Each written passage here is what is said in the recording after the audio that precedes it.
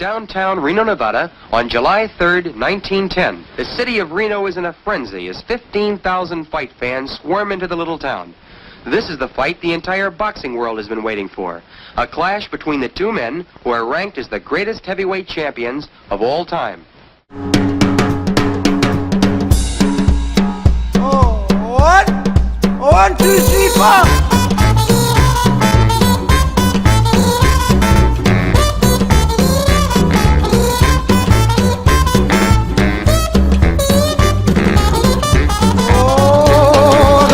For my bed and a pillow for my head. I got a pencil full of lead and some water for my throat. I got buttons for my coat and sails on my boat. So much more than I needed before. I got money in the meter and a turbo heater. Oh, and now it's getting on the road, so only getting sweeter. I got legs on my chairs and a head for a hair. Bought a little pan and some shoes in my feet. I got a shelf full of books and most of my teeth.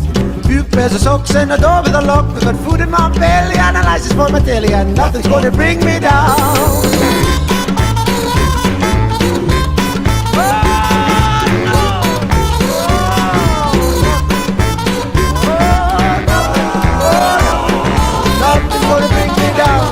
I got a nice guitar and tires in my car. I got most.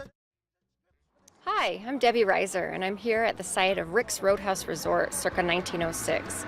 This was a training base for Jack Johnson before his fight of the century with Jim Jeffries. And now, in the heart of Reno, it's the beautiful location for Enchanted Gardens.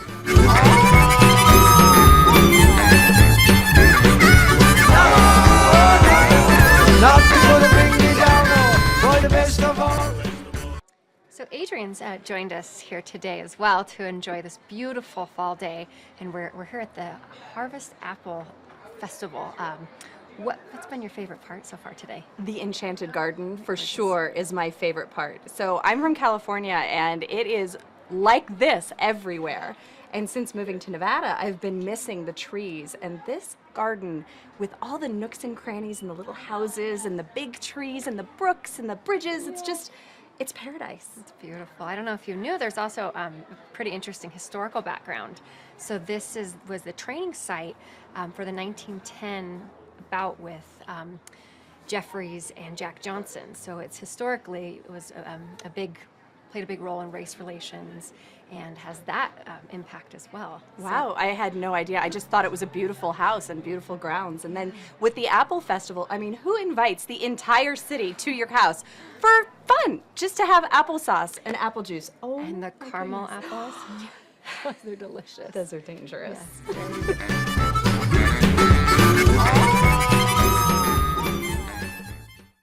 We're now here with Tim Elam, who owns this beautiful property. Can you tell us a little bit about the Harvest Apple Festival that you've been doing and how long that's been going on? Well, actually, it's not been going on that long, but it's been kind of a process, no pun on words as far as processing, but this has been a great year for apples, and every year you can't have a festival like this, but it's just an opportunity to celebrate with the community the great harvest that we've had, and it's kind of the end of the year, and I feel that it's very important to give back when you can, and we've been working on this property for many years, the last 10 or 12 years, and I think we've developed something that is worth sharing, and I think it'd be pretty selfish if we didn't. So because of the great apple harvest this year, we decided to do this festival. We've already had one a couple of years ago, but last year, of course, there wasn't the best of apples, and so we decided to again this year. Well, you had an excellent turnout. We had so many people It was out. great. It was great. Yeah, lots of fun, lots of hard work, but it's rewarding, and it's nice to see people enjoy themselves. Yeah.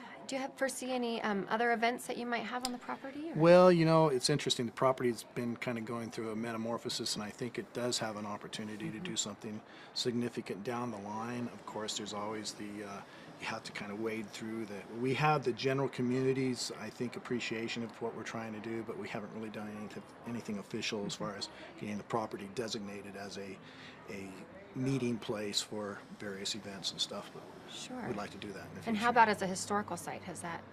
Well, I think that's what started it.